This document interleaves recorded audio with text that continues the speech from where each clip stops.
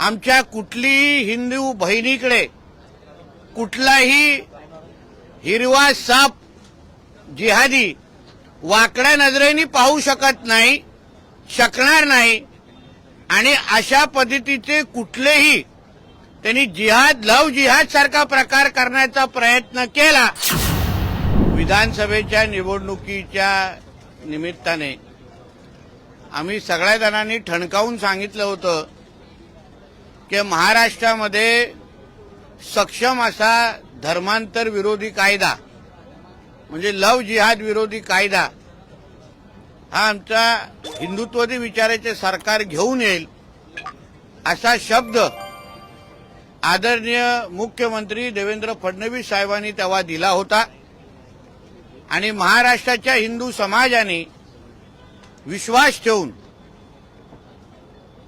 आपल्या हक्काचं हिंदुत्ववादी विचाराचं सरकार महाराष्ट्रामध्ये निवडलं आणि आज मला मनापासून समाधान वाटतंय की आज महाराष्ट्रामध्ये एक सक्षम धर्मांतर विरोधी कायदा हा कॅबिनेटमध्ये पास झालेला आहे। धर्म स्वातंत्र्य अधिनियम 2026 या अंतर्गत ज्याचा लवकरच काही तासामध्ये GR निघेल, यापुढे आमच्या कुठलीही हिंदू बहिणीकडे कुठलाही हिरवा साप जिहादी वाकड्या नजरेने पाहू शकत नाही, शकणार नाही आणि अशा पद्धतीचे कुठलेही त्यांनी जिहाद लव जिहाद सारखा प्रकार करण्याचा प्रयत्न केला तर आता महाराष्ट्रामध्ये अतिशय सक्षम असा धर्म स्वतंत्र कायदा अधिनियम 2026 म्हणून आता कायदा लागू झालेला आहे। यासाठी मी आमचे आदरणीय हिंदुत्ववादी विचाराचे मुख्यमंत्री देवेंद्र फडणवीस साहेब, दोन्ही उपमुख्यमंत्री आणि पूर्ण कॅबिनेटचा मी मनापासून आभार मानतो। याचबरोबर हा कायदा लागू व्हावा यासाठी असंख्य हिंदुत्ववादी विचाराच्या कार्यकर्त्यांनी, हिंदुत्ववादी विचाराच्या संघटनांनी जे सकल हिंदू समाजाचे मोर्चे काढले, असंख्य हिंदुत्ववादी विचाराच्या कार्यकर्त्यांनी वर्षानुवर्ष संघर्ष केला, अंगावर केसेस घेतले, काही लोकांनी आपला प्राण पण गमावला। या सगळ्यांच्या मेहनतीमुळे, प्रयत्नांमुळेच आज हा दिवस महाराष्ट्रामध्ये आपल्याकडे एक अत्यंत कडक असा धर्मांतर विरोधी कायदा हा लागू झालेला आहे। आता संबंधित पोलीस स्टेशनला हा ऑफेन्स रजिस्टर करण्याचा पूर्ण अधिकार आहे।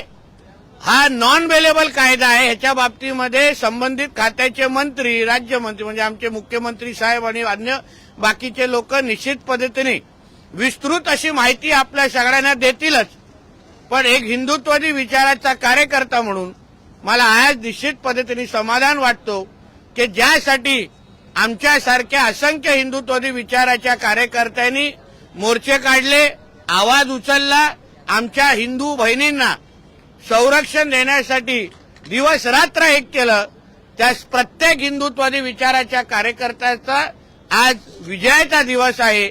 यापुढे आमच्या महाराष्ट्रामध्ये कुठल्याही हिंदू बहिणींकडे कोणीही जिहादी वाकड्या नजरेने बघणार नाही, एवढा विश्वास त्यांनी मी सांगू शकतो।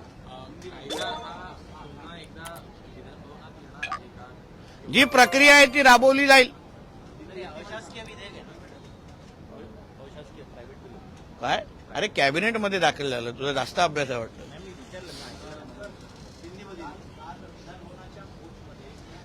हमारे महाराष्ट्र में जिसकी सालों साल जिसकी मांग थी कि हमारे महाराष्ट्र में एक एंटी कन्वर्जन लॉ, धर्मांतर विरोधी कानून, लव जिहाद के विरोधी कानून आना चाहिए, जो सालों साल मांग थी, उसके लिए बहुत सारे हिंदुत्ववादी विचार के कार्यकर्ताओं ने संघर्ष किया, मोर्चे निकाले, उसके साथ अपनी जान भी दी है। आज मैं अभिमान से कह सकता हूं, गर्व से कह सकता हूं कि हमारे देवाभाऊ के महाराष्ट्र में एक बहुत ही सक्षम ऐसा धर्मांतर विरोधी कायदा आज कैबिनेट ने पास किया।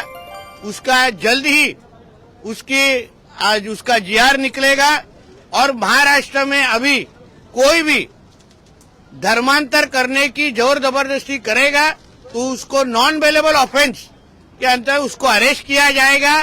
उसके अलग अलग जो टेक्निकल पॉइंट्स है उसके बारे में जल्द ही आपको सबको मालूमात दिए जाएंगी।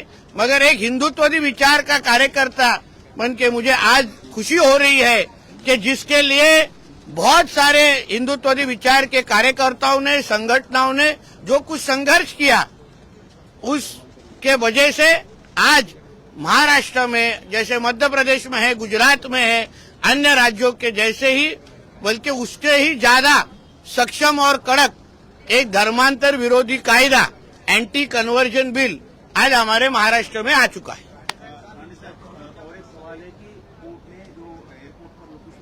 अरे ह्याच्यावर काय प्रश्न असेल ते विचारा ना, एवढा ऐतिहासिक दिवस आहे, तुम्हाला विषयाचा गंभीर कळत नाही। एक लक्षात घ्या, कॉन्स्टिट्युशनली पण हा कायदा अभ्यास करून त्याच्याही रेफरन्स आम्हाला कॅबिनेटमध्ये सांगितलं गेलं की कॉन्स्टिट्युशनली हा कायदा नेहमीही सर्वोच्च न्यायालयाने त्याला समर्थन मदतच केलेली आहे किंवा कॉन्स्टिट्युशनली याला सपोर्टच केलेला आहे, म्हणून सगळ्या चौकटीत हा कायदा बसून याची अंमलबजावणी केली गेलेली आहे।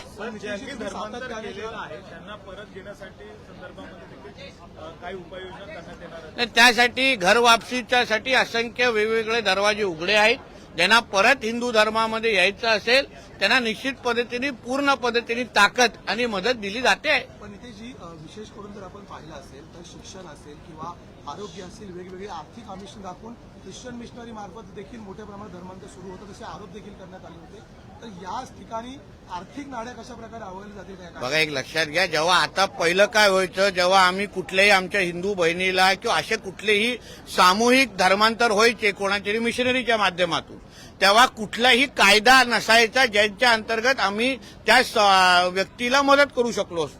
पण आता ते सक्षम पद्धतीने आता कायदा लागू आहे म्हणून आर्थिक कुठेही फसवणूक झाली असेल, जबरदस्ती केली असेल, नातेवाईकांना पण कोणीतरी चुकीची माहिती देऊन काय केलं असेल तर त्याची सगळी तरतूद म्हणून आपल्याला विनंती आहे की कायदा आल्यानंतर व्यवस्थित वाचल्यानंतर आपल्याला एक गोष्ट निश्चित कळेल की यापुढे कोणीही धर्मांतर करण्याची हिंमत आमच्या महाराष्ट्रामध्ये करणार नाही।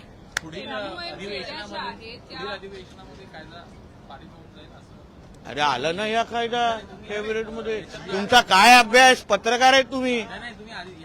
अरे कॅबिनेटमध्ये आला ना, आता अंमलबजावणी जीवार निघाला ना, त्याच्या तुझा अभ्यास कमी आहे रे बाबा। काय तू विचार ना, मला सांग ना, चल काय सभागृह पण कॅबिनेटमध्ये मान्यता मिळाली, जीआर आला तर येईल, ह्याच अधिवेशनात येणार ना। आता कॅबिनेटमध्ये आलं तर इथं येणार ना, पुढचं अधिवेशन कुठे राहिलं? काय चोळून विचारतोय मला? ह्याच अधिवेशन येणार बाबा, आज कॅबिनेटमध्ये आला तर पुढच्या अधिवेशन थांबायची काय गरज आहे? म्हणून नेहमी मोबाईलवर नाही, काही पुस्तकं पण वाचायची।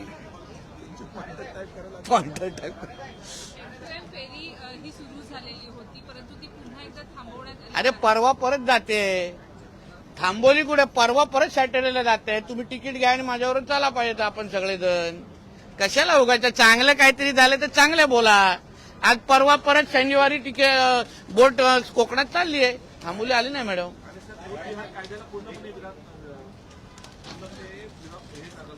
काय काय